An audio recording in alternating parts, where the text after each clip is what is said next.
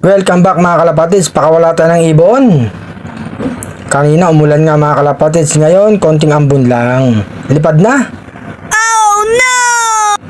May naiwan pa, ayan, lipad na. Black lipad. Babaeng bahay pigeon. Yung lumipad. Si Black palipad na yan mga kalapatids.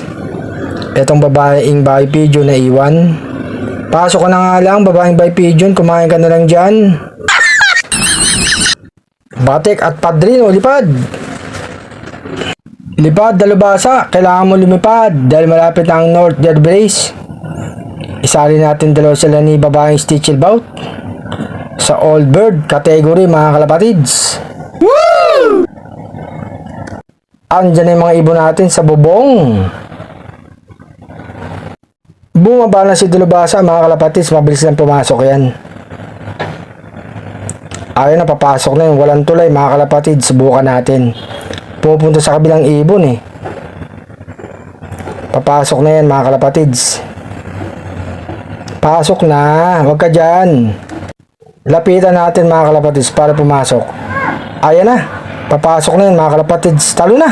Nasa loob na mga kalapatids.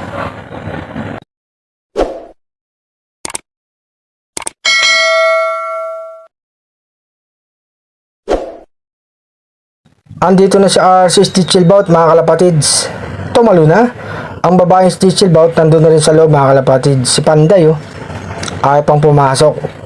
Pumasok na Panday. May pagkain na sa loob. Si Dalubasa mukhang lumabas uli Talo na.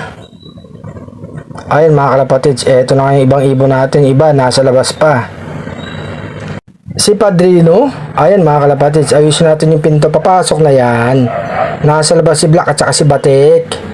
Pasok na Padrino. Inaantay ka na ng dalawang inakay mo Padrino. Ayun na mga kalapatids. Papasok na yan. Ayan na mga kalapatids. Yeah! Maglagay pa tayo ng pagkain mga kalapatids. Magaganang kumain. Nakapagpalipad nga tayo ng mga ibon mga kalapatids.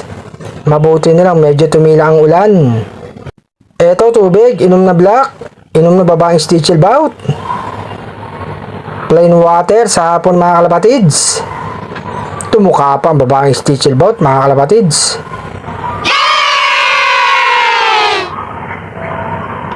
Yung mailap na ibon, nilagay ko sa loob mga kalapatids para masanay dito sa flower slope.